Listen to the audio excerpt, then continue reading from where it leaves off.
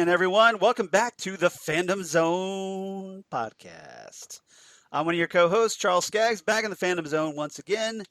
Let's talk some Watchmen with my fellow Fandom Zoner and one of my all-time greatest friends, Jesse Jackson. How you doing, Jesse? I am so happy that we're at dessert.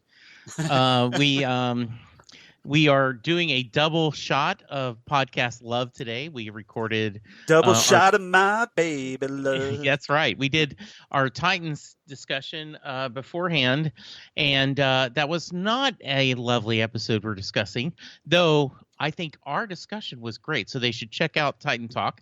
We'll talk about that more a little bit later. But we are ready to talk Watchmen, and there is so much goodness in this series. It's early in the gates, but I think it is so far in the argument of one of the best comic book adaptions, continuation series that we've had. Yeah, we are definitely very fortunate to get this. It's been so good, and as a fan of the comic book series, I'm definitely happy with it. So. Here at episode 166, we are going to talk martial feats of Comanche horsemanship, which is a play on words, and I'll talk about that here in a minute. Oh, good. Written by, this is the second episode of HBO's Watchmen series, just aired on October 27th, 2019. So we're still trying to play catch up. Hopefully we're going to get back on track with everybody, at least within a week. And this was written by Damon Lindelof's showrunner and Nick Hughes, who I believe wrote some episodes of Lost with, in addition to Damon Lindelof. Directed once again by Nicole Castle, who directed the pilot episode. And this aired, like I said, just on October 27th. And this was an interesting one. We're kind of getting a little bit more background on our characters. Some new characters are introduced in this story, including especially Joe Keene Jr., who I think is somebody we need to pay attention to. And we get more of Louis Gossett Jr. as Will Reeves, and a little bit more on our mysterious Lord of the Manor, Jeremy Irons, and a lot of that. So Jesse, before we get started, and I want to get a little introduction or a little background on our new cast members this episode. What's your general thoughts on martial feats of Comanche horsemanship? Yeah, the only thing I wanted to add, Nick Hughes was also a writer on The Leftovers, and I have been very vocal about my admiration for that series. Right. So Regina King was in that as well, as is Christopher Eccleston, who is amazing in that. If you've only ever seen him in Doctor Who, you will just be very, very impressed. So I always love to give a shout out when I can. I would love it if we got Christopher Eccleston as Dr. Manhattan in this series. Oh, that would be so awesome. How fantastic would that be? No pun intended. Fantastic. Yes. This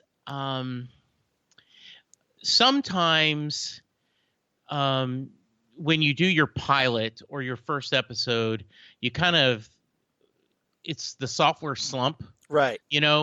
Not in this case. I think this episode, it picked off almost immediately where the other one left. Right. It's continuing the storyline.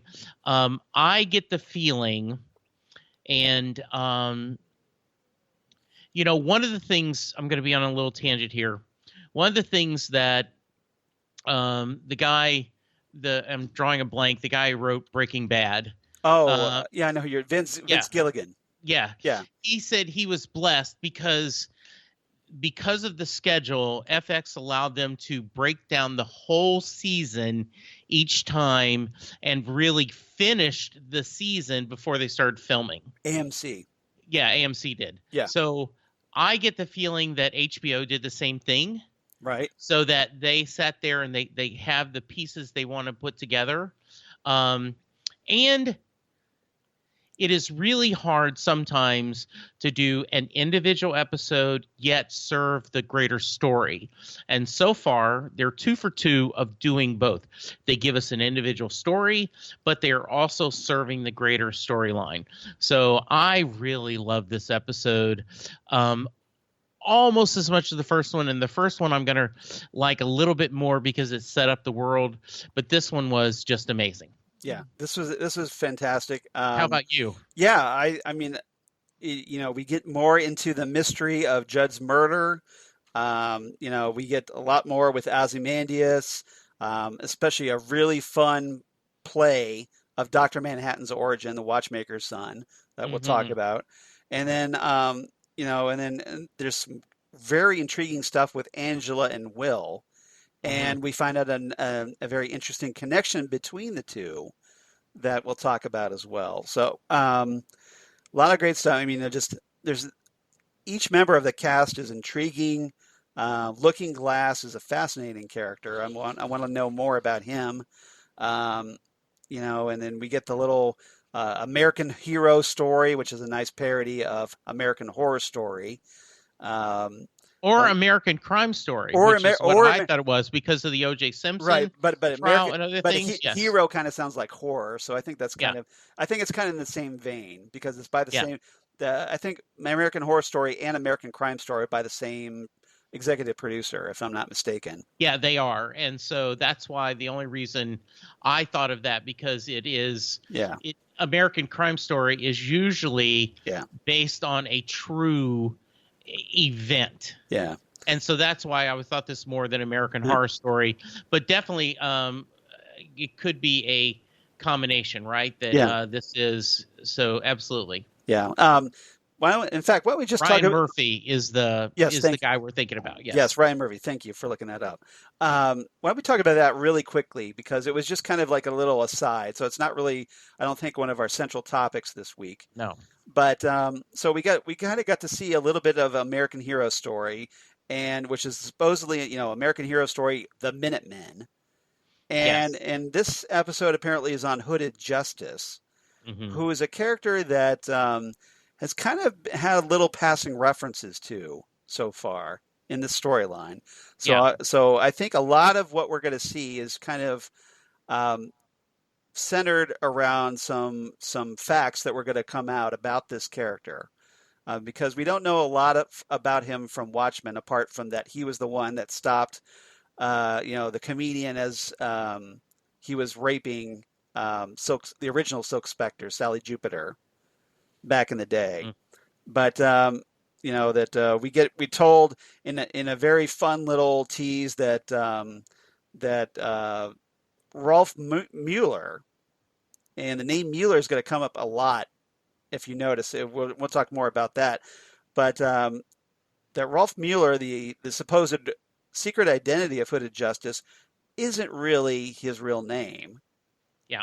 So the question is, well, who is the real Hooded Justice? And then we see this recreation of like some guys are robbing a grocery store, and they tell the cashier to blow the safe or they're going to kill a hostage. Hooded Justice comes in, and it's like this complete homage to Zack Snyder's Watchmen. It totally is. It is everything about it. The slow-mo, like all the flying glass and the brute. Like anytime he punches somebody, you see little blood flying. Just this very over-the-top, artsy-fartsy take, just attempting to be like something more than it is. Yeah. And so, very reminiscent of 300 or his Watchmen movie, what have you. And I'm sure that was kind of an intentional little swipe at Zack Snyder. But I thought that was really interesting.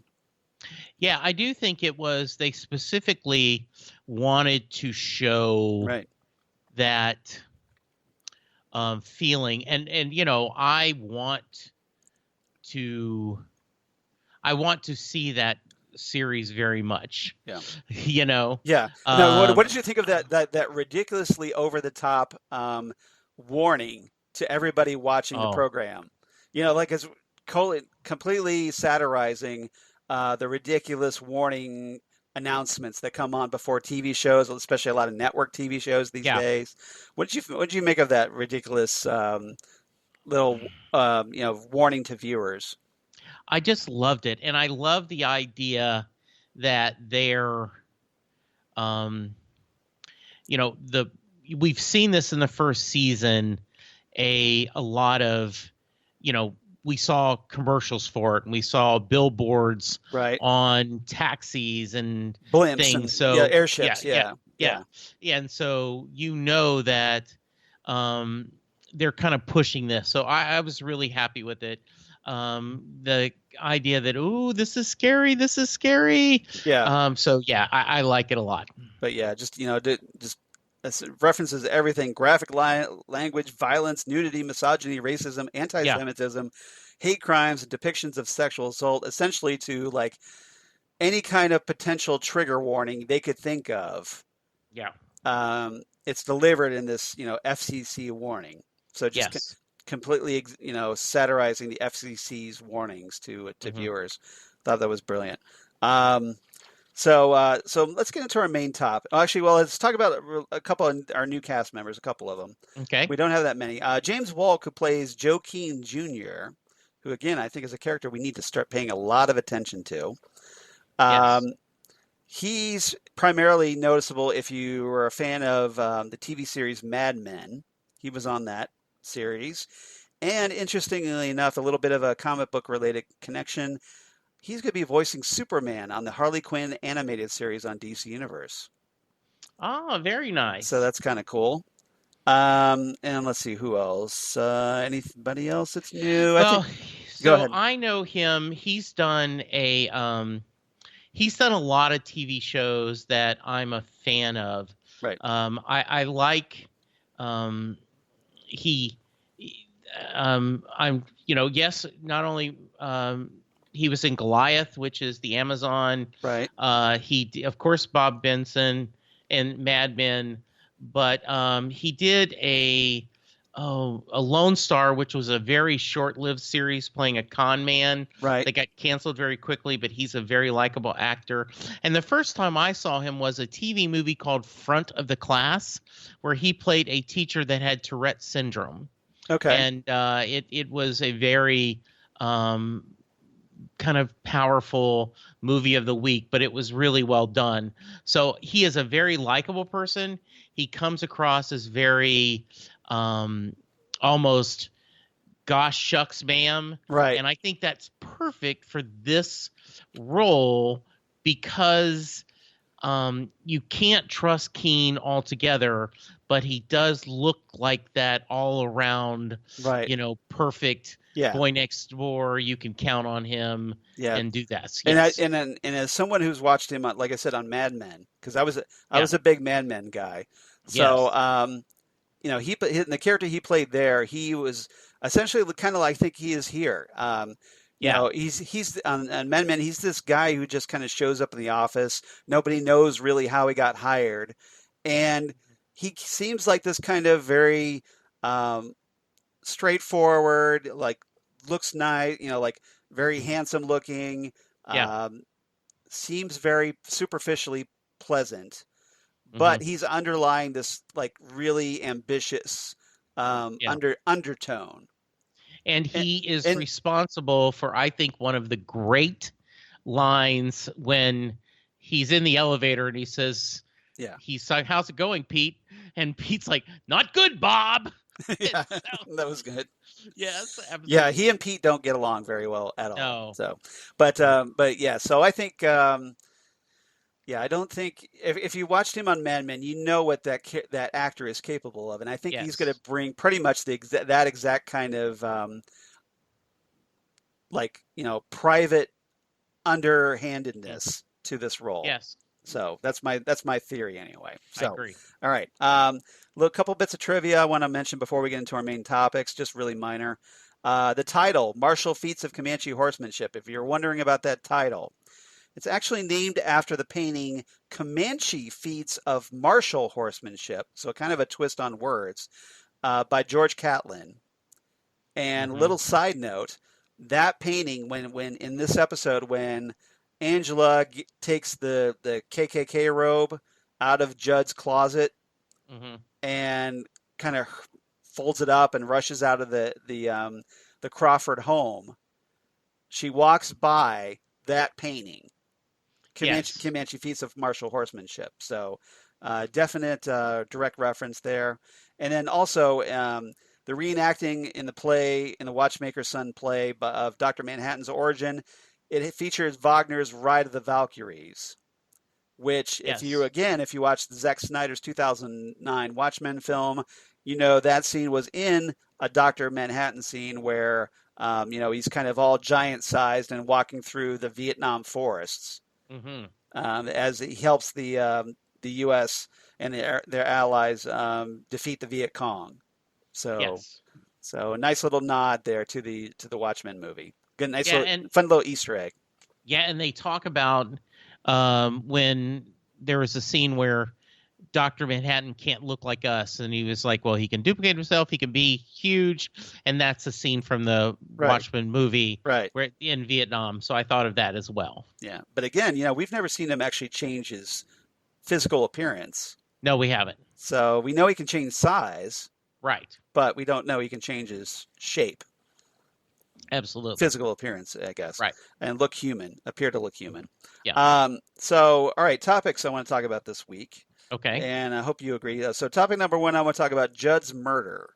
So, I want to talk about Mhm. the whole murder storyline. Okay. The second topic, I want to talk about Ozymandias, Mr. Phillips, and Miss Crookshanks, Okay. and obviously the Watchmaker's Son play. And then third, I want to talk about Angela and Will. Okay. So I thought that might be a nice way to end the episode. So Perfect. let's dive back into the mystery of who killed Judd Crawford. And what was your thoughts about Looking Glass, all the new details we learned in this episode, and and more about with also the introduction of Joe Keene. Yeah, there was a really, really.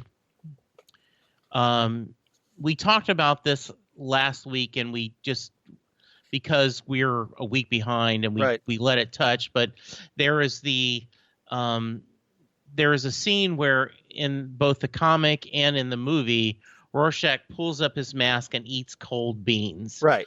Kind of a famous, iconic scene. Yes. And this time, Looking Glass pulls up his mask and is eating nuts because he was hungry. Right. Yeah. Do you have anything to eat? Oh, there's nuts in the glove compartment. Yeah. Yeah.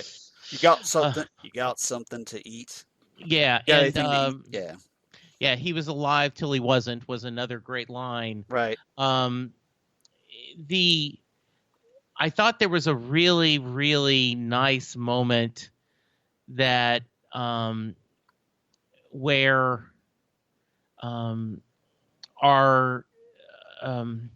where Angela answers the phone. She gets beeped and she calls in, and she's, oh, really? Yeah. And she did not sound fake at all. Yeah. I mean, she honestly sounded like she was shocked to hear that, her friend, the sheriff, the Crawford. police captain, Crawford. Judd Crawford. Yeah. Yeah.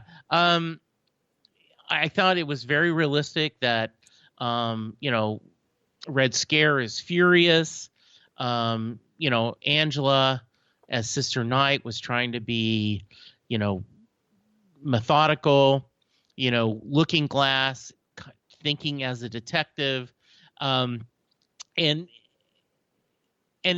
is creepy seeing the iconic Watchmen yellow in the masks. Yes. That is a deliberate choice by the costume people, because that is the same yellow, or as close as you can get to the iconic Watchmen logo that we see all the time. So they have like black uniforms.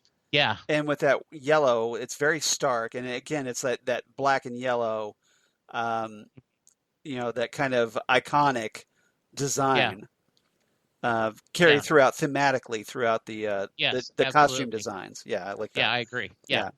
So we pick up at the crime scene. It's daylight now. after Angela talks to Will, and we'll talk about that again in our third segment. Yeah. But it's daylight, and Judd still hasn't been taken down. He's Yeah. still swinging up there, and essentially Angela, like she's in her car and she's about to get out of her car when she shows up, and all of a sudden Looking Glass gets into her car, and that's where you're talking about wanting something to eat, and then he proceeds to interrogate her. Yes. And so I thought that was kind of interesting that Looking Glass is suspecting Angela's involvement. And there's obviously some friction there because she's a cop, so she picks up on exactly what he's doing. We get some more information about Judd's corpse, that apparently he had an intramuscular hemorrhage, a fractured laryngeal skeleton, and ligature marks, all consistent with violent asphyxiation. So that's consistent with the hanging. Both of his palms had rope burns, and he had fibers in his fingernails. So presumably that means he was struggling at the noose, couldn't get it off. But or was he struggling at something else? Was something happened before he was put up on the tree? We don't know yet. And apparently he was alive the whole time until he wasn't. That was that's one of the great lines that you said. And they bring down the chief's body, and there was this very touching scene where, as Angela's helping lower the body, she essentially is hugging his corpse. Yes. And that's when that kind of sets up the flashback sequence where we kind of get the background of the White Knight importance, about like what triggered, the events where Angela, presumably publicly leaves the police force only to secretly continue on as Sister Knight. So what did you think of the revelation of the events of the White Knight massacre? That was so well done. I was so happy. First off, her very hot husband. Yeah. Foreshadow to episode 3. Black Manta. Yeah. Yeah. You're staring at the clock. Yep. Because the moment it's midnight, I'm opening that present, and it's Christmas Eve. Yeah. And did you catch the 2 minutes to midnight reference with that? Yes. Like the original Watchmen really series. Yeah. So much fun. You show how much they're in love.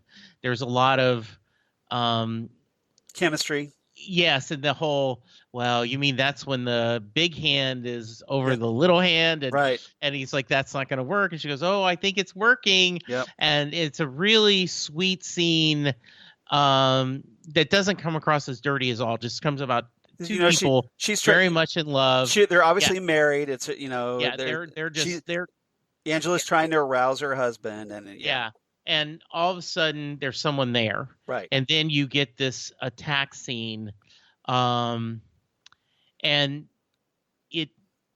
we had heard about the White Knight. Right. And now then seeing it, I thought was a really good payoff. Right. And seeing how often. Then when she wakes up at the hospital with Judd holding her hand, and the idea, where's my husband? He's been up here just till a few minutes ago when I made him go home. Right. I loved everything about this. So let's backtrack a little bit from that scene, that moment.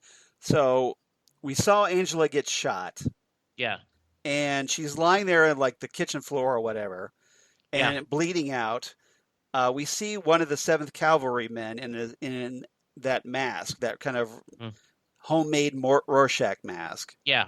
Stand over her, loom over her, and then she passes out, presumably from the blood loss. And the next thing you know, she wakes up in the hospital. Yeah. So what happened, do you think, from that moment where essentially the cavalry, the 7th Cavalry guy, is looming over her, could easily kill her, but for whatever reason doesn't, and then she wakes up in the hospital safe? Do you think? Because I found that very interesting. I did too, and they did not explain that. No, they didn't. I'm sure deliberately. I'm sure. Yeah, I mean, are we going to find out later that Judd was, A seventh involved in cavalry. that? Yeah, a Seventh seventh cavalry. cavalryman. I kind of wonder if And that was Judd under the mask. yeah, But that's we'll find out, I yeah, guess. But so we find out that apparently her partner Doyle and his wife Ginny were murdered. Their children, Topher, Emma, and Rosie, all survived because Topher heard the gunshots and took his sister and the baby and hid them all in the closet. yeah, So that kind of implies that, okay, Cal and Angela adopted those kids, yeah, those three. And took that, that's where, and that's why they became a family. So that's why you see yeah, like Cal and Angela having white kids is yes, because they're adopted from her dead partner's family yes, after absolutely. after being orphaned. So Yes. so I thought that was good, and credit to Angela and Cal for doing that. Mhm. Um, but and then we've got paparazzi, of course, swarming around the place. There now, interestingly, the paparazzi are wearing mechanical wings, Mhm. which, if you're a fan of Watchmen, you know that essentially what they're wearing are kind of like Mothman wings. Yes. So essentially, they've adopted that technology. The Mhm. Mothman, if you remember, was one of the original Minutemen that Yes. went cuckoo for Cocoa Puffs and ended up locked up in an insane asylum.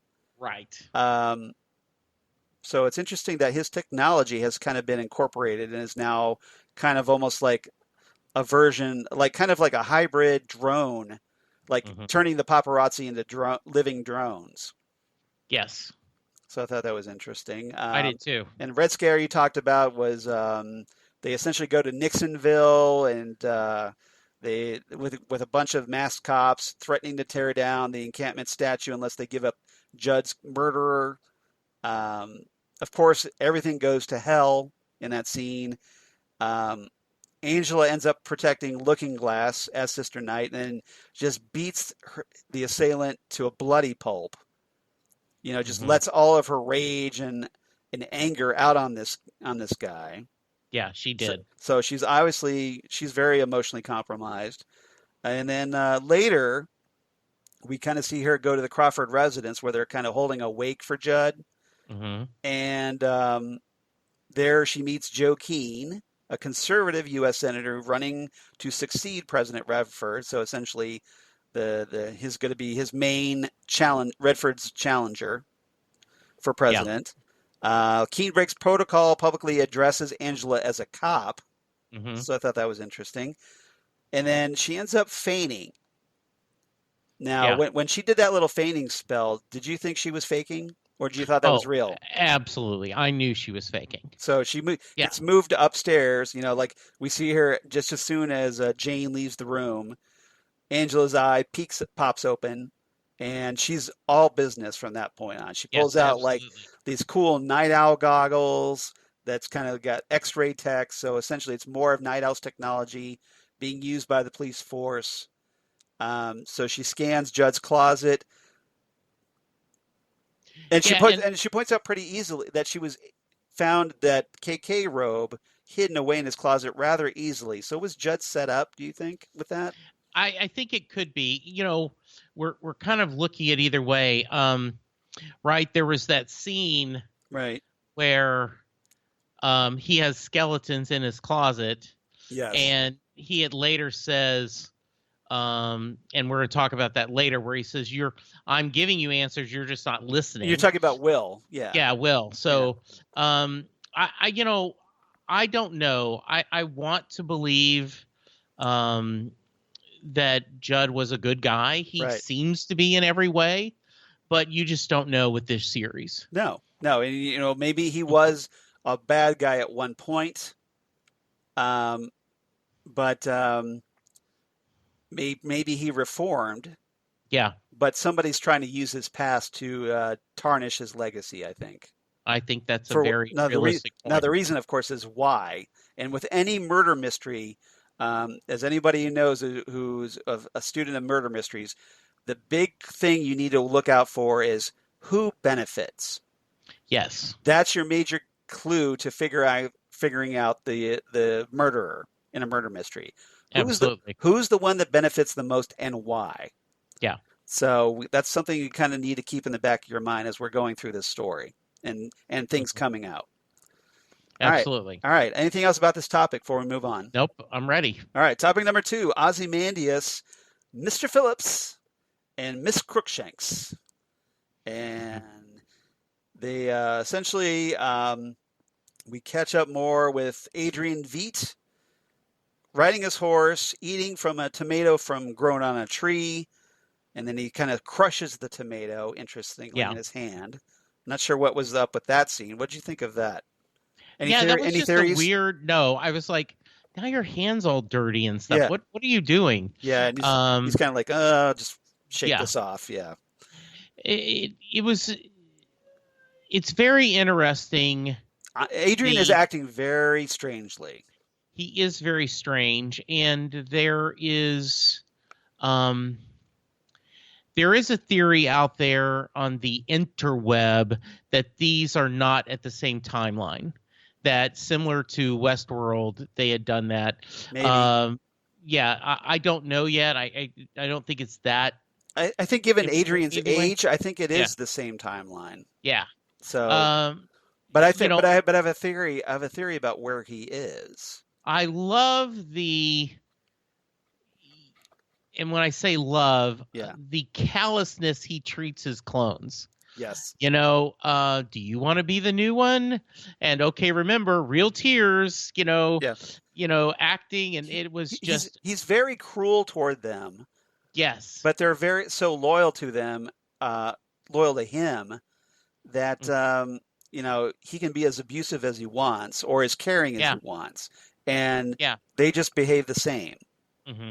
Yes. And they're very replaceable. According, like kill one, there's just going to be another one. So okay, he could, they staged this Watchmaker's Son play, we finally get, Adrian had mentioned writing it in the first episode. Now we see, obviously some time has passed. We don't know, again, they're playing loose with the timeline here, how long it took him to write that.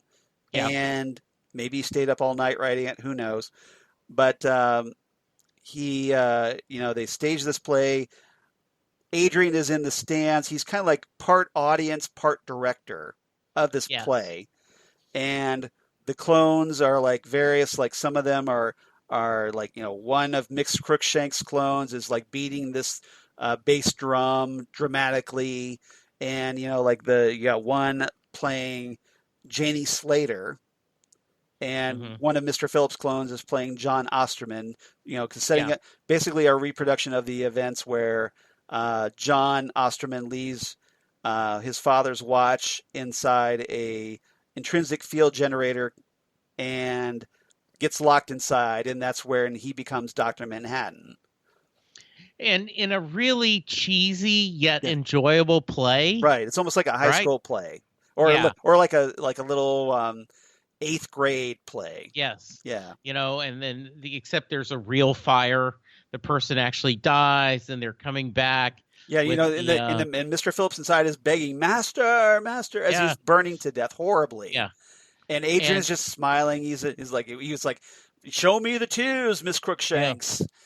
And we see full frontal. Yes, we do. Thank you, HBO. Again, I wonder if that was a nod to Zack Snyder, because I don't know. Yes, but Dr. Manhattan lowers from the sky, but it's feet first. We see him descend, so it's right there on his junk on little Manhattan, and then he comes down and he's got some kind of screen like mask for a head. A Dr. Manhattan head. It's been painted, he's all painted blue, and the mask has been painted blue. And he makes the the line, recites that important line, "Nothing ever ends."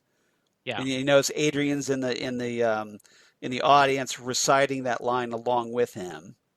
Yeah, and Adrian is so happy at the end. They're going, "Oh, Master, it's because of you." He goes, "No. We've all done this together." Right. It was really well done. I was very happy. It made for just a great little scene. Right. And so the question is, why is he staging these plays? Mm-hmm. And it feels to me, and it's just maybe a theory that this estate, feels almost like a prison. for Adrian. Okay. And I'm just going to kind of leave that there for now. Okay. Good. So I think it feels almost like he's in this prison and he's trying to make the best of his surroundings. Yeah, I get the feeling of that because I don't want to get too much because we are kind of an episode ahead. Yeah. It does seem like, he has these clones. Right. He's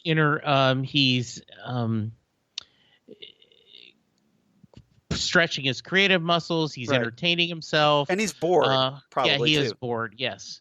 So, really, really good stuff. I like I love seeing him, and there was a great fadeaway where they go a close up on that painting of the Comanches, and then you cut to him riding a similar horse. Right, was a really nice director's choice. Yeah, it was a great transition, wasn't it? Yeah, it was. Yeah. Mm-hmm.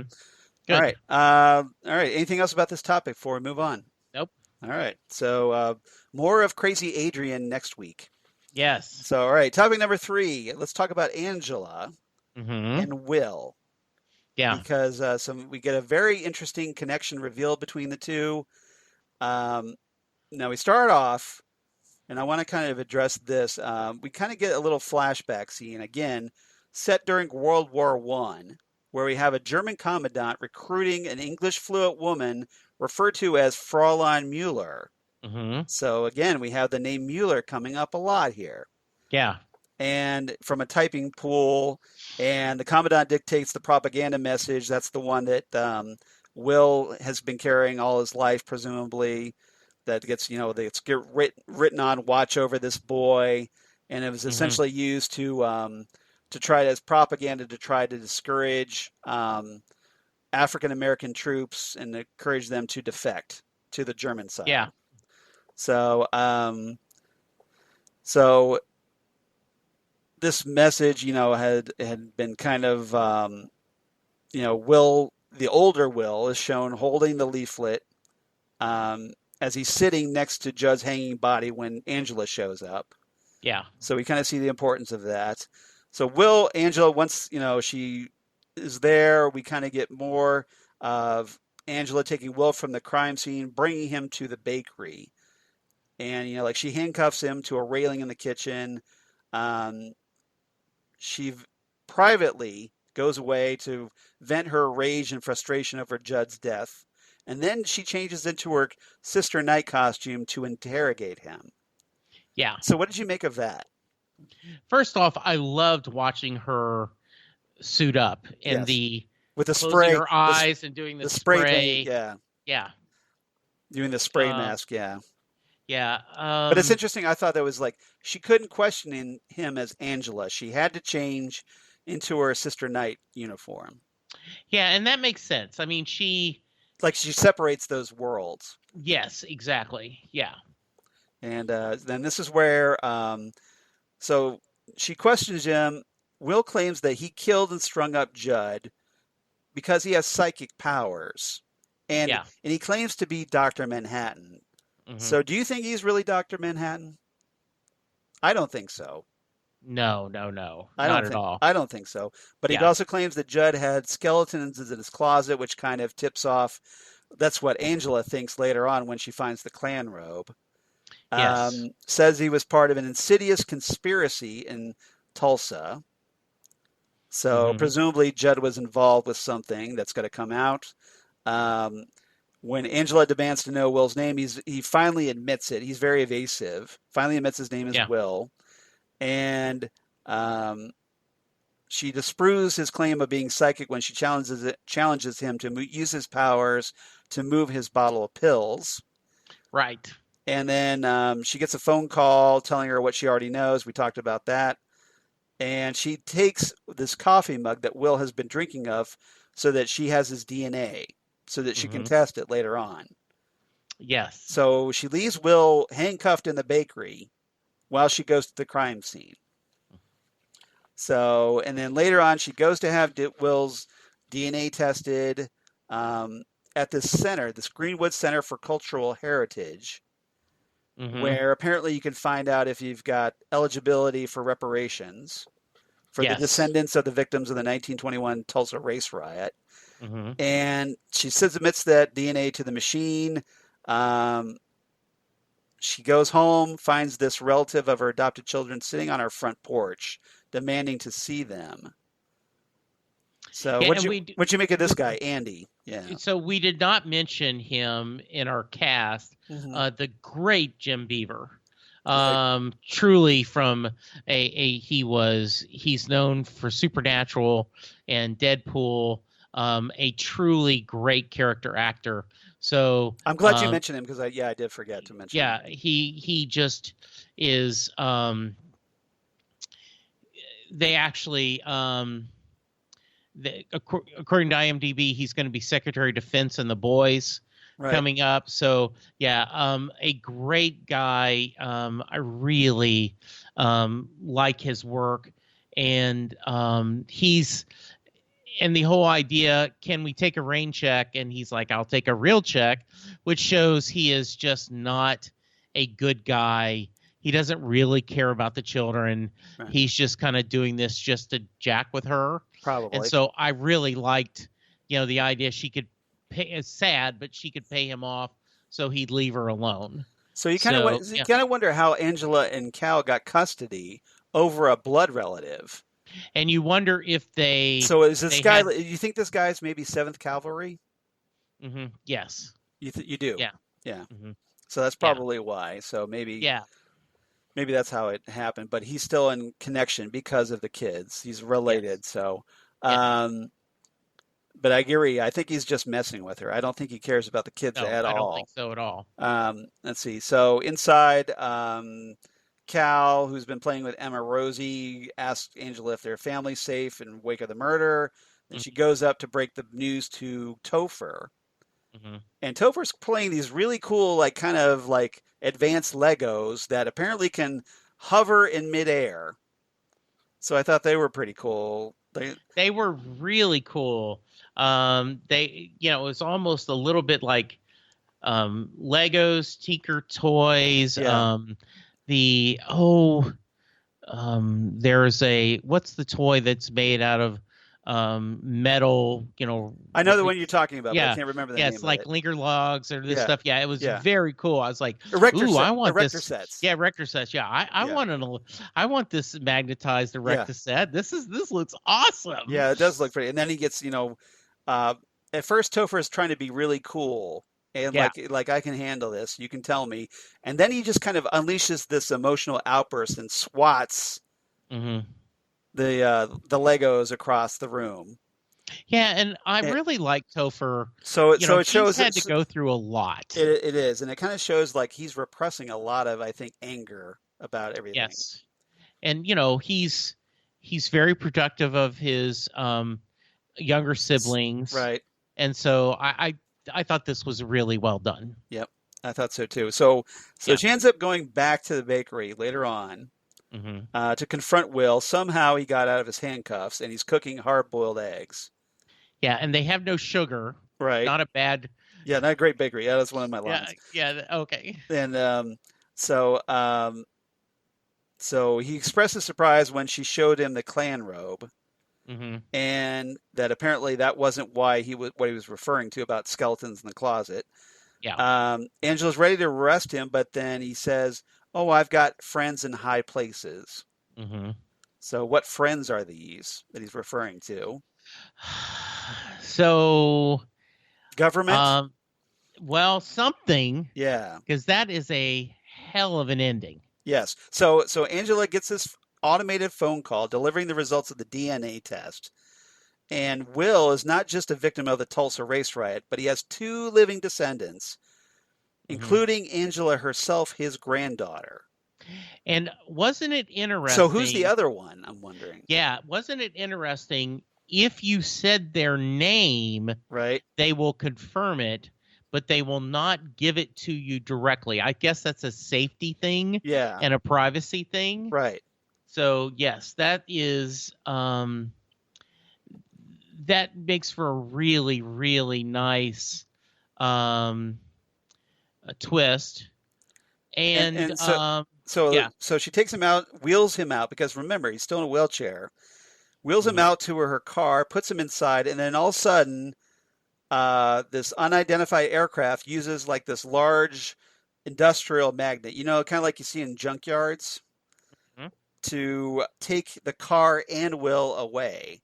And she Yeah. drops the fly. He drops the flyer for her to find, Hmm. and she's all just looking up, going like, "What the f just happened?" Yes. And Yeah. understandably so. Hmm. And so the question is, okay, who's the guy? It was who, used the magnet? Who got him away? Again, it feels like government. Yeah, it does. But and, who's the other relative to Will? Lots of questions, not a lot of answers here. Hmm. And what's Will's deal? Yeah. So we'll see. Hmm. But a very intriguing and very creative way to end the episode, I thought. Yeah, absolutely. All right. Anything else about this episode? So are you going to talk a little bit? Didn't you say you have a little special Charles bonus Oh, yeah. segment Yeah. on the Yeah. uh So I want to talk about a little bit more about Judd. yes. So again, we talked about this last time that HBO has set up this really cool supplemental website called PDpedia, Hmm. and we understand who PD is if after you've watched episode 3. Yeah. So is a name for Dale PD, FBI guy, and we'll talk more about him next week. Yeah. But you go there, you can download these PDFs, which are a lot of supplemental material, including newspaper clippings, memos, letters, what have you, that are scanned in as PDFs. And if you want, you can download them and keep them, which is pretty cool. Yes. So a lot of cool bonus content. So just like if you like the original Watchmen comic book, all that supplemental back matter in the back, here's your chance to kind of recreate that. So it's very cool. Learn a lot of new things, including there's this one article I want to talk about called Tulsa Police Chief Feared Slain, and this is in file 2. Every episode, after every episode airs, then the next morning you see there's like a new folder that's been added for that episode. And this one is in file 2 and talks more about the Defensive Police Act. Yes. And in talking about basically this is kind of like the newspaper's write-up of Judd's murder. And apparently you find out that Senator Joe Keene Jr. sponsored the DOPA, the Defensive Police Act, longtime friend of the Crawford family. Apparently his office was in the process of canceling and scheduling events of the week, including an interview after the murder. Talks about his upcoming presidential campaign, which I'm sure is an important detail. Apparently, Judd Crawford oversaw the police department's transition to the masking in 2017. So this masking is something pretty recent. Yes. So I thought that was interesting. Apparently, it was just passed. The DOPA was passed in 2017. Kind of an emergency amendment to a 1977 law authored by Keene's father, J. David Keene. That's Senator Keene from the original Watchmen comics, that made vigilantism illegal and regulated the use of masks in law enforcement. And apparently Judd was one of 3 survivors of a deadly attack on Christmas Eve on 2016 by the masked members of the 7th Cavalry. So Judd survived the White Night. Angela survived the White Night. Who else survived the White Night? Right. Good question. In the effort of the White Night, Crawford, who was a lieutenant at the time, was named interim in chief, led a series of successful police actions against the 7th Cavalry that seemed to cripple the organization. And then he got appointed to full-time chief in 2018. So he wasn't chief until just recently. Yeah. He was a popular figure in Tulsa, and he didn't conceal his face per the DOPA caveats that requiring transparency from police department leadership. So we talked about that. Why was he unmasked? And again, because he's a leader, because he's chief, he has to be unmasked. He was born in December 1st, 1949 in Tulsa. He was a former Marine, served under Captain, you'll love this, Captain Robert S. Miller. Another Miller reference. In the liberation of Vietnam. and then he ends up joining afterwards. He gets his GI Bill, gets a bachelor's degree in criminology, joins the Oklahoma County Sheriff's Department in 1980, where he met Senator Keene and started working on a security detail. Yeah. So did Judd see something while he was security for the elder Senator Keene? And Judd's great-grandfather was named Dixon T. Crawford, and I talked about that photo on Judd's desk. He was a renowned cowboy marshal of Oklahoma's pre-statehood years.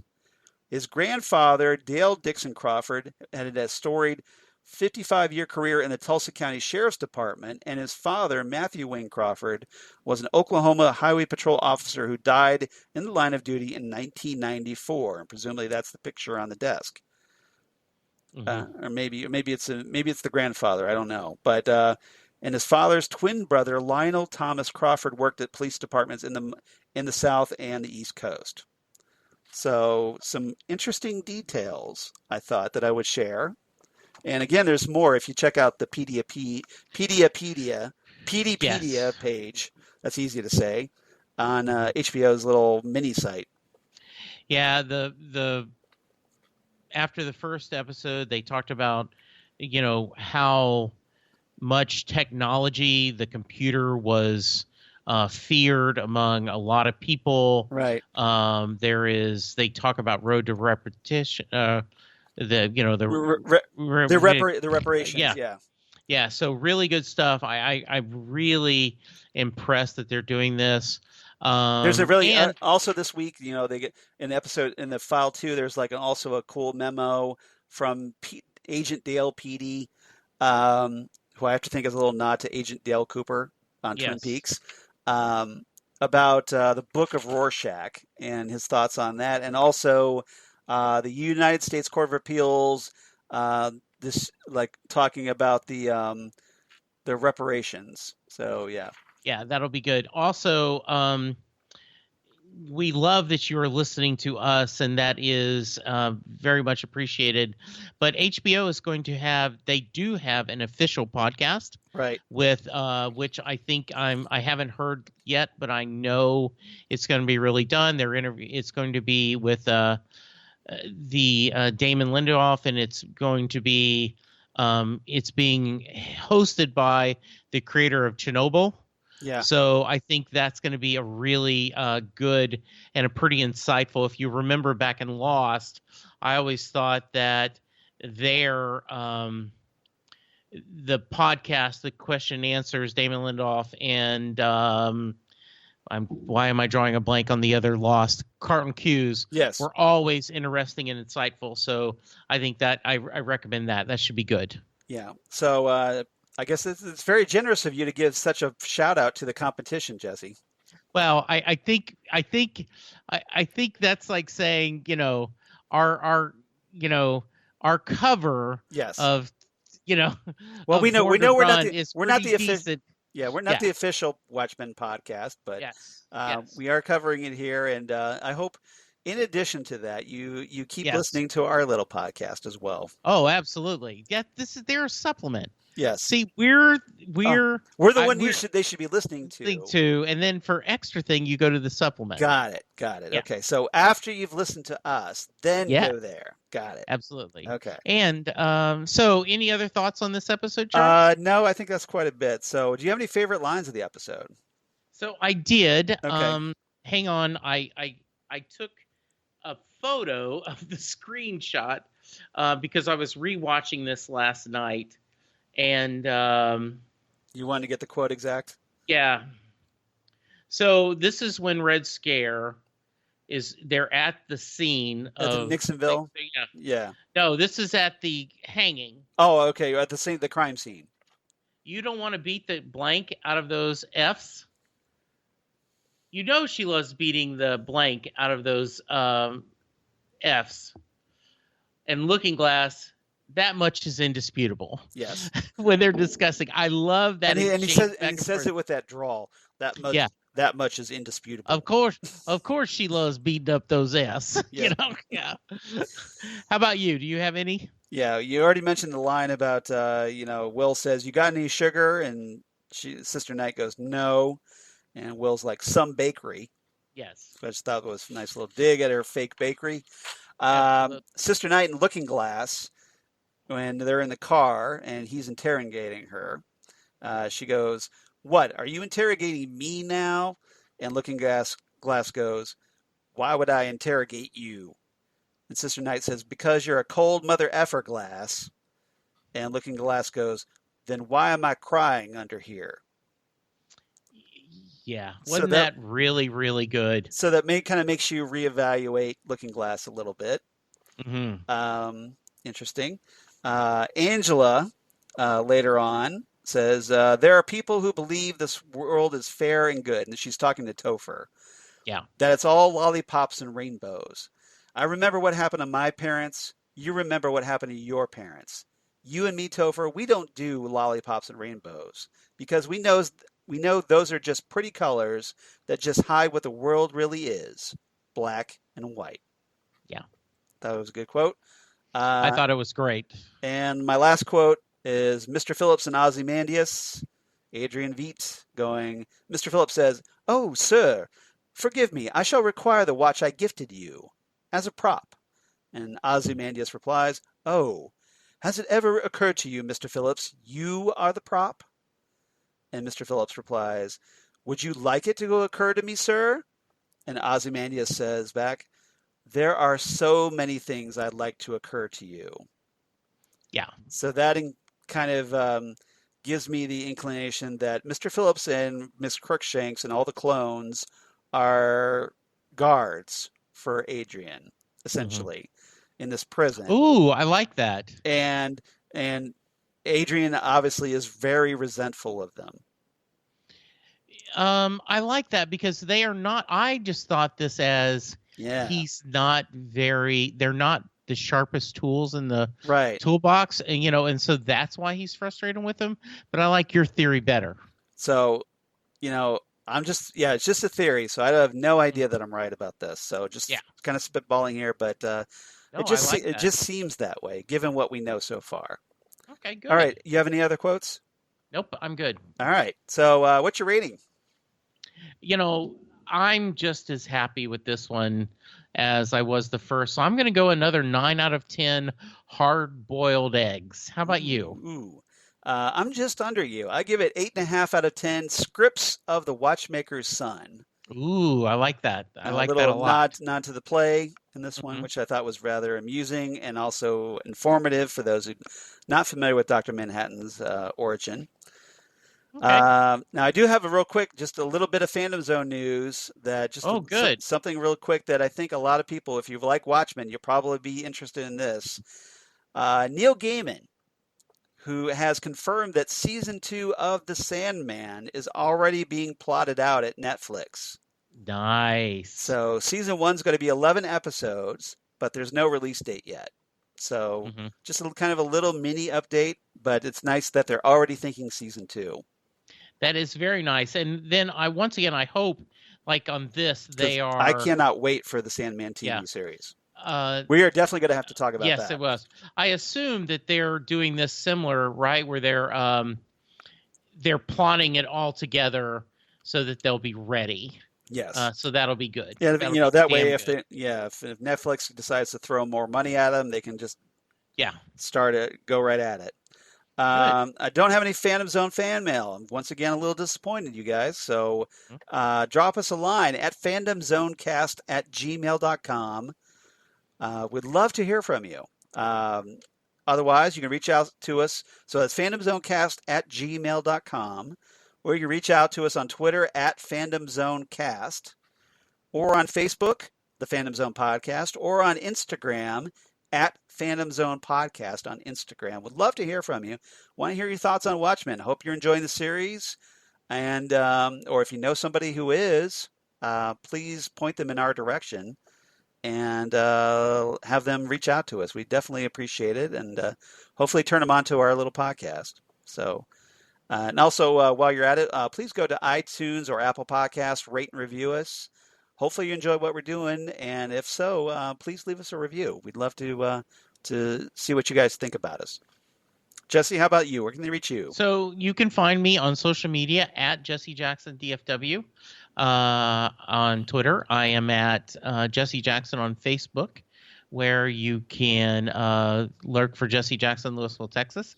You can hear me talk Titans with Charles on Titan Talk, where we are going through episode by episode of the latest season of the DC Universe Direct Series Titans that is struggling a little bit, but we're hanging in there. We talk. We're in the home stretch on that one. Yes, we talk Doctor Who on a regular basis. Charles has guest companions when I'm not available, and so, but I show up about once a month. And where do you show up, Jesse? I show up at Next Stop Everywhere, the Doctor Who podcast. Yeah, I was getting there. So, okay. So please check out that. We would really appreciate your love on there if you're a fan of Doctor Who, or if you've never checked out Doctor Who, listen to us talk about it. Then we'll steer you on what episodes to go look at. I was recently on an episode. I was a guest on Your Podcast or Mine. It's a podcast that Sherry has people on there with hosts of other podcasts talking about their podcast. And in this one, I talked about Next Stop Everywhere and Titan Talk. And excellent. I also mentioned Set Listing Bruce, which is the final podcast. That is my Bruce Springsteen fandom podcast, where I talk to Bruce Springsteen fans from around the world about Bruce's music, and we have spent time about his latest film, Western Stars, and rumors about touring in 2020. So there's a lot of fun stuff to talk about. Hey, Charles, don't you do a couple other podcasts? Possibly. You can reach me. If you want to get a hold of me, you can reach me at Charles Skaggs on Twitter, at Charles Skaggs on Instagram. I'd love it if you did. Facebook at Charles Skaggs in Hilliard, Ohio. Or my blog, Geek Things. Come on, you. Damn good coffee. And hot. Damn good coffee and hot. Where I talk about all the stuff we talk about here on the Phantom Zone podcast, including Watchmen, including The Boys, Krypton, or any kind of comic book sci-fi news. News of my other podcasts they do for Southgate Media, including the aforementioned Titan Talk, the Titans podcast they do with Jesse. Or Next Stop Everywhere, the Doctor Who podcast they do with Jesse once a month, and also assorted special guest companions throughout the rest of the month. And Ghostwood, the Twin Peaks podcast that I do with Zan Sprouse, wife of comic book artist Chris Sprouse, where we talk about all things Twin Peaks, David Lynch, etc., etc. Lots of pop culture references because we're both big pop culture geeks. And anyone interested, please check out Happiness in Darkness. It's a podcast by a friend of ours, DJ Nick, who he hosts the Whiskey and Cigarettes country music radio show. And he has this little comic book movie podcast, Happiness in Darkness. He was kind enough to have me on it back again, where this time at episode 8, I believe, that I was able to talk my second all-time favorite comic book movie, The Dark Knight, the 2008 film by Christopher Nolan, of course, starring Christian Bale as Batman Bruce Wayne and the late Heath Ledger as the Joker. Yeah, such a great movie. A lot of great things to talk about. So if you enjoy what I do here, and I hope you do, please check out Nick's Happiness in Darkness podcast. Give him a little love because he's so good to Jesse and I on our other podcasts. Yes. All right. Mm-hmm. So everybody, thank you so much for listening. We're going to try, we're still, I know, a week behind, but we're trying to get caught up as our schedule permits. Next time, though, in the Phantom Zone, obviously we're going to talk She Was Killed by Space Junk. That's episode 3 of Watchmen, which, of course, features the debut of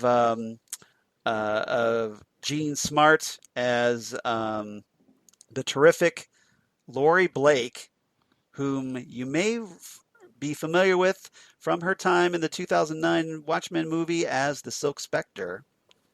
So great character. The daughter of the comedian makes her debut, and it's a really strong one and a really strong episode. And we're going to have a lot of fun talking this one, I think, next week. She is amazing. I've always been a fan of her all the way back from Designing Women. She was great in Legion, but I tell you what, she is knocking out of the park on this role from just one episode. I cannot wait to see what she's going to do the rest of the season. I loved her on Legion. Yeah. She was fantastic. And I think she was also on Fargo, if I'm not mistaken. So she's completely reinvented herself, and it's great that she's doing all these comic book related projects. So if you're a fan of her on Legion, you definitely want to check out this episode coming up. She was killed by space junk, and then come on here back to the Phantom Zone podcast for episode 167, where we'll talk about it and have a lot of fun doing that. So Jesse, thank you so much, my friend, for talking Watchmen with me. Well, thank you, Charles. This was a lot more fun than talking Titans, but yes, it was great to do this. We still had fun in Titan Talk, though. Yes, we always have fun, and we hope the listeners are having fun with this as well. So even with a bad episode of Titans. Absolutely. So, all right. Well, so, thanks, guys. Come on back, and we'll see you next time right here on the Phantom Zone podcast. Goodbye, everybody. Bye.